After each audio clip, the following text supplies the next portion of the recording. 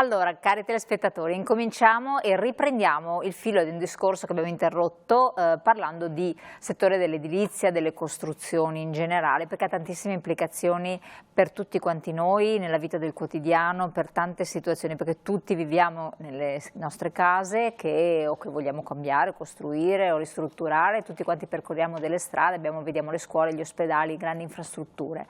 E quindi diventa molto importante capire con Alessandro Gerotto, nuovo presidente di ANCE, Associazione Nazionale Costruttori Edili del Veneto, di dove stiamo andando a parare. E quando parlo di questo tiro fuori un tema che è abbastanza caldo qui in Veneto, ma per carità non è che coinvolga tutti i cittadini, però va spiegato, che è quello delle Olimpiadi.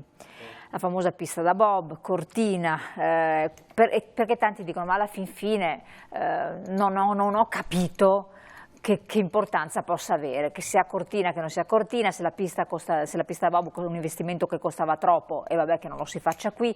Ci spiega con parole semplici che cosa implica e perché è così controversa questa questione, dal vostro punto di vista ovviamente. Ma dal nostro punto di vista, al di là dell'aspetto bob o non bob, cosa voleva dire? Il fatto è che stiamo perdendo un'opportunità di investimento sulla nostra regione, quindi vuol dire perdita di fatturato e perdita di attrattività nei confronti, per esempio, di chi vuole venire a vivere o a spendere semplicemente di soldi per la propria vacanza, perché ricordiamoci bene che le Olimpiadi durano 5-6 giorni, 10 giorni, con una spesa però dopo la spesa resta a noi.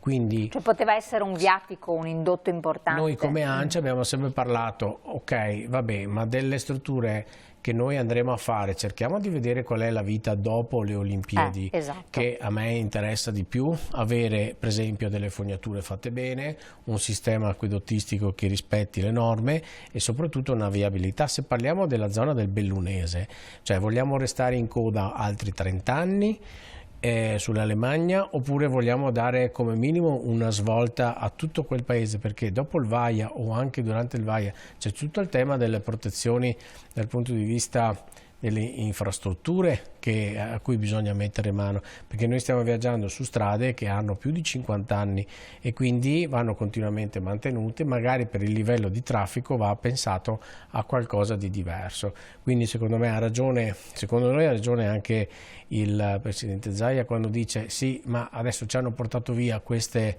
opere, che cosa ci date in cambio e quando ce le date?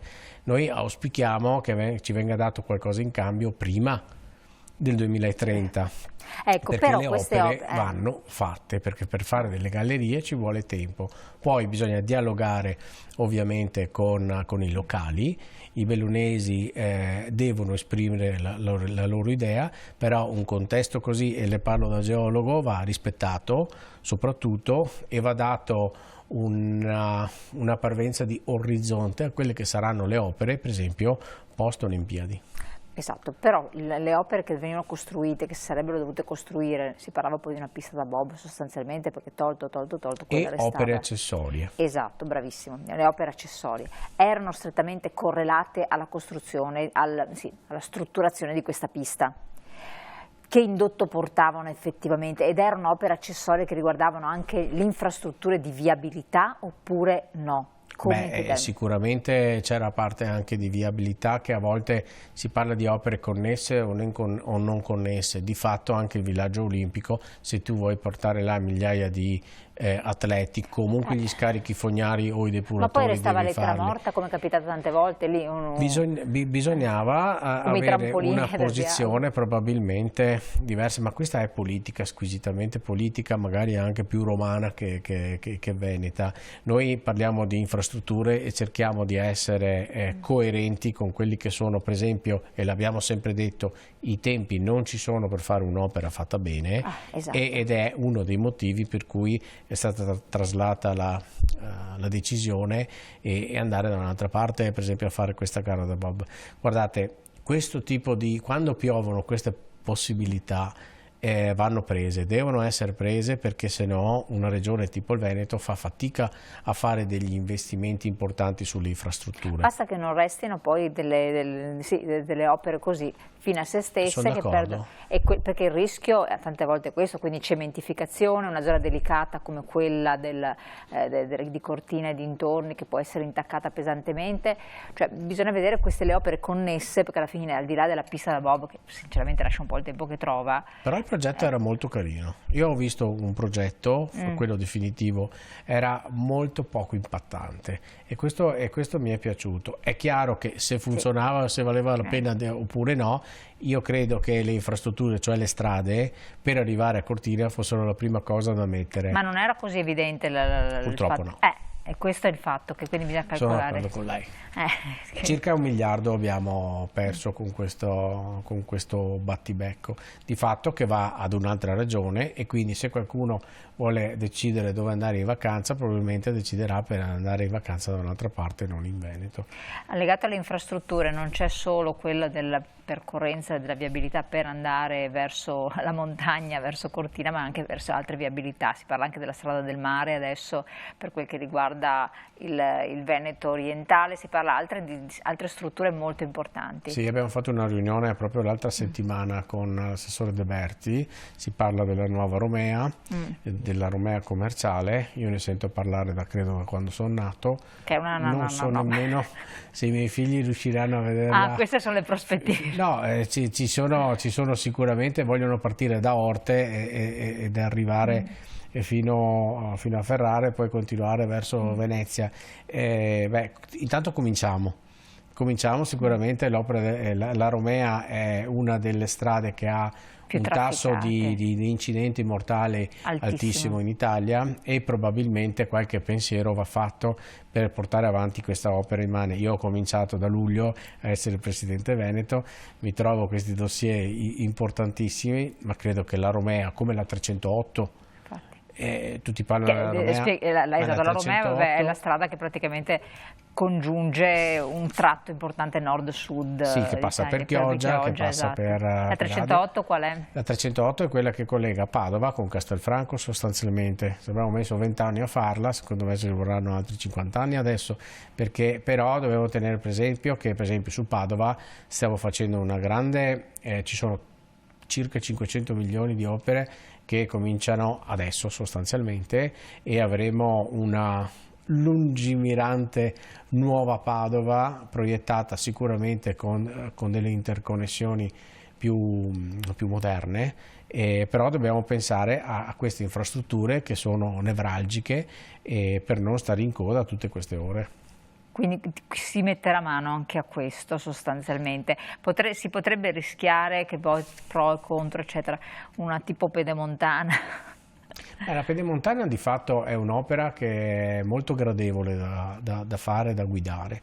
Non so se lei l'ha mai provata. Sì, l'ho percorsa più volte perché mi libera da pensieri del traffico. Sarà costato tanto, però io dico sempre, nel dubbio facciamola, e poi vedremo come gestire il discorso dei pagamenti, perché se no non facciamo mai niente qui in Veneto. Pensiamo anche all'alta velocità, pensiamo alla tratta autostradale da Padova a Bologna, ne avevamo sempre parlato, da qualche parte dobbiamo cominciare, però al di là di quanto costa l'opera comunque facciamola, che dopo verrà. Però i problemi sono, come diceva lei prima in un'altra occasione, quelli stati finanziamenti. Qui non stiamo parlando di PNRR, cioè di soldi che ci arrivano dall'Europa, che possiamo sempre noi pagarli, perché poi si tratta di un giro. Allora, perché il governo non l'ha stanziati. La notizia di oggi sulla strada per Jesolo è di un project financing, quindi in teoria con una gara che è stata indetta di fatto può essere gestita e autofinanziata con i vari rimborsi.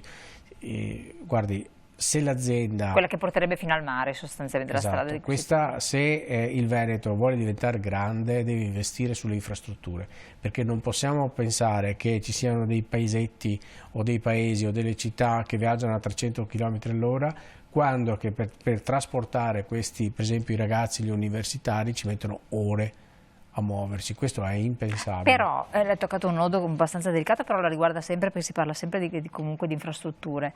La rete delle ferrovie, per esempio, e quindi anche l'alta velocità, perché parliamo di inquinamento, di impatti ambientali, è un tema che vede sensibilizzati tantissimo i giovani a questo proposito. Sì. Giovani che non sono per niente attratti dalla mobilità sulle ruote, perché vediamo che anche prendere la semplice patente a 18 anni, anche no, non è che li sfiori tanto, si muovono con mezzi pubblici di ogni genere. E perché non pensare anche alle merci, i famosi treni ad alta percorrenza, grandi, che possono trasportare tantissimi container, svuotare queste strade che sono intasate con pericolosità, incidentalità, inquinamento, impatto ambientale rilevante. Non è Ma su questo la grande lungimiranza di chi ha costruito l'interporto a Padova è andato in questa direzione. Di fatto l'interporto di Padova con Bologna, Trieste e Verona è un fiore all'occhiello. Di fatto il tema vero è che su città come Padova ci sono 75.000 studenti, che è di fatto la prima attività industriale più importante di Padova, cioè gli studenti di fatto generano talmente un flusso economico che vale la pena di mantenerlo, però bisognerebbe trattenerlo dopo l'università. Beh, certo, perché vanno via i giovani da Padova? Perché non trovano un'occupazione gratificante e retributiva. Perché gli stipendi sono più bassi, dal punto di vista retributivo. fanno una vita in coda, non trovano appartamenti e probabilmente trovano più attrattivi le zone tipo Milano, tipo la Lombardia, e qua ritorniamo al discorso che ho fatto prima. Ragazzi, se vogliamo rendere attrattive la nostra regione dobbiamo investire sulle infrastrutture, dobbiamo investire per permettere alle nostre città, anche quelle più piccole, di essere interessanti per chi abiterà nel futuro. Però il discorso della ferrovia potrebbe essere un qualcosa di diverso. Sicuramente, ma lei vuole stare... Perché Milano, ad esempio, c'è la metropolitana. Ma lei vorrebbe abitare a un'ora dal posto di lavoro o a un quarto d'ora in tram dal posto di lavoro? Che discorsi? Oppure un quarto d'ora in bicicletta o un quarto d'ora in tram? Ma io tutta la vita vorrei abitare un quarto d'ora in tram. La realtà è che c'è chi si smazza più di qualche ora alla mattina e qualche ora alla sera se non hai bambini da portare a catechismo, se non hai bambini da portare le famiglie vincolate sport, alla macchina, se non hai soprattutto palestre che sono nate in posti deserti dove devi fare ore in macchina per portare il bambino, perché gli allenamenti purtroppo impongono questo. Poi mettiamo tutte quante le gare, per esempio, durante il fine settimana, e quindi tu ti vedi queste mamme che sono schizzate, e papà, perché adesso ci sono tanti papà che si prendono il part-time per gestire i figli, ma questo è il tema, è un sacrificio avere i figli. Certo, attualmente le parlo direttamente perché questa è un'attività che svolgo, che dico, ma qua stiamo impazzendo come società, ma questo è quello che vogliamo veramente? Però io non è che posso tornare indietro adesso, speri che crescano, che dopo si arrangino. Certo, però intanto ma se lei chiede a suo figlio che cosa vuoi fare da grande, sa cosa mi ha risposto? Vorrei avere del tempo libero per me stesso. Ma no, non è allucinante. In realtà questo rientra in un discorso che mi trovo ad affrontare spesso, ma che forse tanti non riescono a comprendere, che secondo me i giovani hanno cambiato il modo di concepire il lavoro. C'è un video che è circolato io non so se su YouTube, non so dove, di una ragazza che ha rilasciato ai suoi follower questa dichiarazione sconcertata, che si è approcciata al mondo del lavoro e ha scoperto che deve lavorare 8 ore. E questo ha ingenerato tutta una serie di dinamiche di vario genere, e non ha più tempo per vivere, perché poi più 8 ore più viaggi di spostamento di 1 ora e passa, quindi ha scoperto che non riesce più a vivere. E allora questo mette in discussione un po' tutto. In realtà è così, la qualità del tempo dedicato al lavoro e qualità del tempo dedicato alla vita.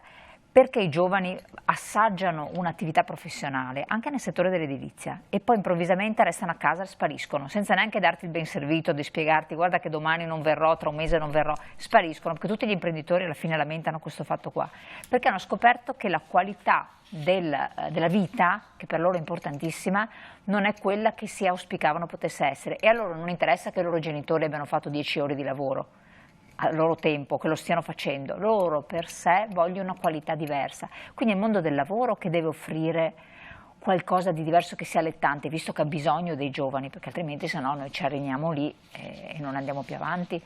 Quindi ripensare, e voi siete, come costruttori siete molto coinvolti in questo processo, perché quando lei parla di infrastrutture, di opere da fare, cioè, bisogna riconcepirle in un'ottica diversa. Cioè, non tanto secondo me, proprio invece si sta procedendo sempre con i meccanismi di chi fa le cose, che magari ha 40 anni, 40, 50, 60 anni, se non addirittura 80 anni.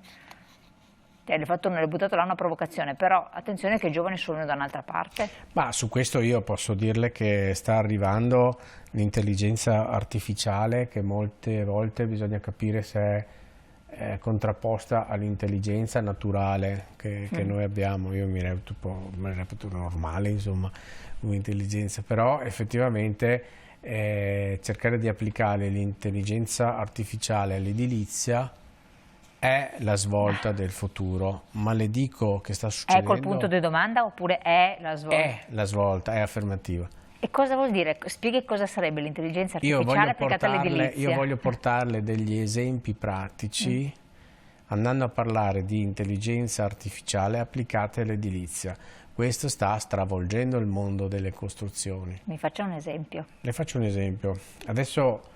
Una volta avevamo schiere di ingegneri che si mettevano lì a progettare, di fatto adesso c'è un motore di calcolo che è al posto degli ingegneri e che ti fa lo stesso lavoro. Se prima ci mettevo 3 mesi a progettare un grattacielo, adesso, lavorando giorno e notte, adesso in 3 giorni ho 10 progetti esecutivi, tutti diversi uno dall'altro, fatti fino al bullone, fatti dall'intelligenza artificiale.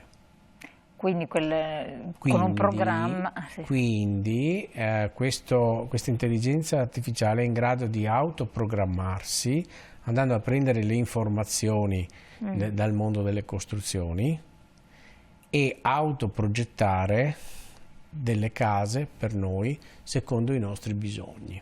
Che cosa deve fare l'uomo?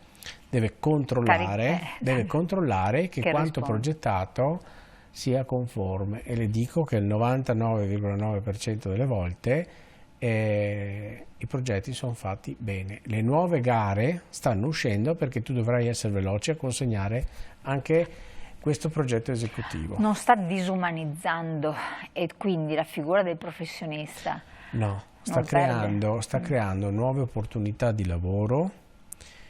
E noi dobbiamo concepirla questa idea, noi dobbiamo essere pronti anche a questa sfida. Quindi nasceranno nuove professionalità, nasceranno professionalità che probabilmente dovranno controllare questi motori e queste intelligenze artificiali. È chiaro che dopo sul cantiere bisogna costruire, ma adesso se lei guarda le nuove case come vengono costruite, sono catene di montaggio.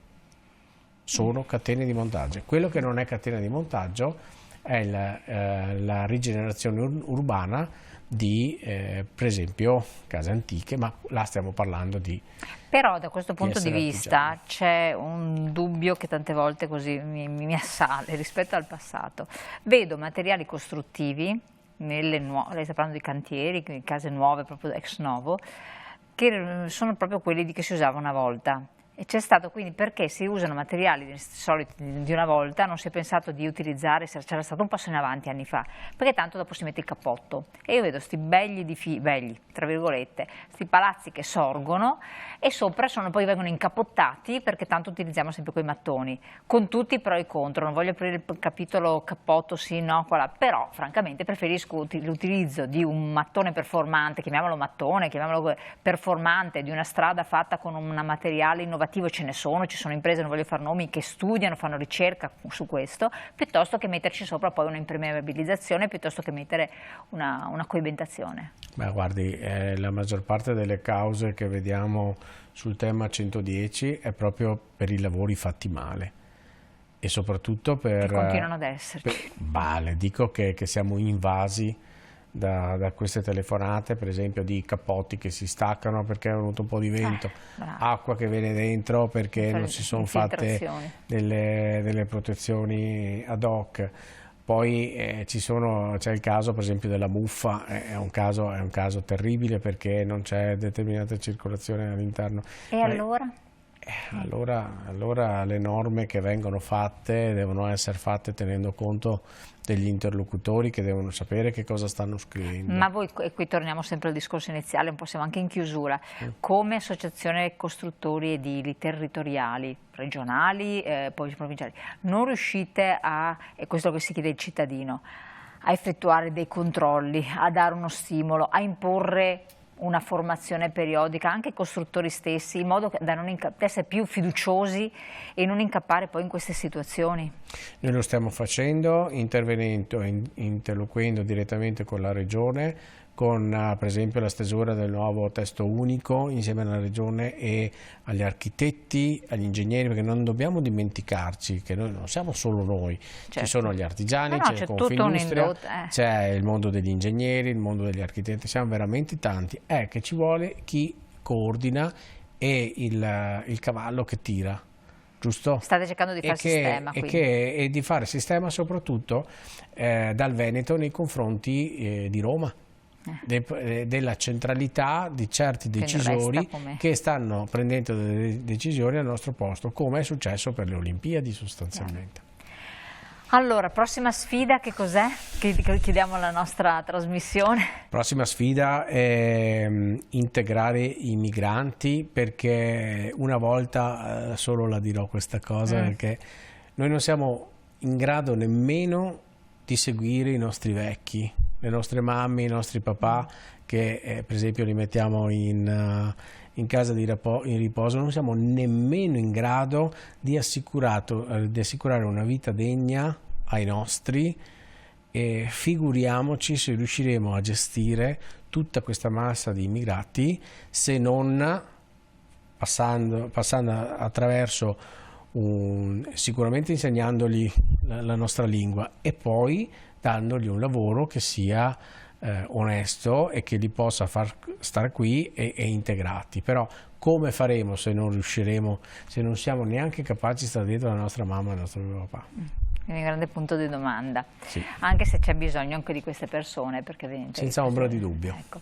Presidente, io le auguro buon lavoro, perché è una bella sfida quella che adesso si trova ad affrontare, anche un periodo bello turbolento, però ci rivedremo assolutamente, quindi step by step terremo aggiornati i nostri telespettatori sul percorso che è importante che il settore delle costruzioni in genere faccia per garantire una crescita del PIL, che questo è un aspetto strategico, per non finire in situazioni che abbiamo già vissuto e che non vorremmo assolutamente rivedere, sperando che poi naturalmente i mutui si diano una tranquillata, perché quello è determinante anche per voi, per le aziende. Non ho aperto il capitolo aziende e finanziamenti. Grazie ancora, telespettatori vicari, vi lascio alla pubblicità, voi restate sempre con noi sul canale 19, vi aspetto, abbiamo altre interviste, altri temi importanti da affrontare.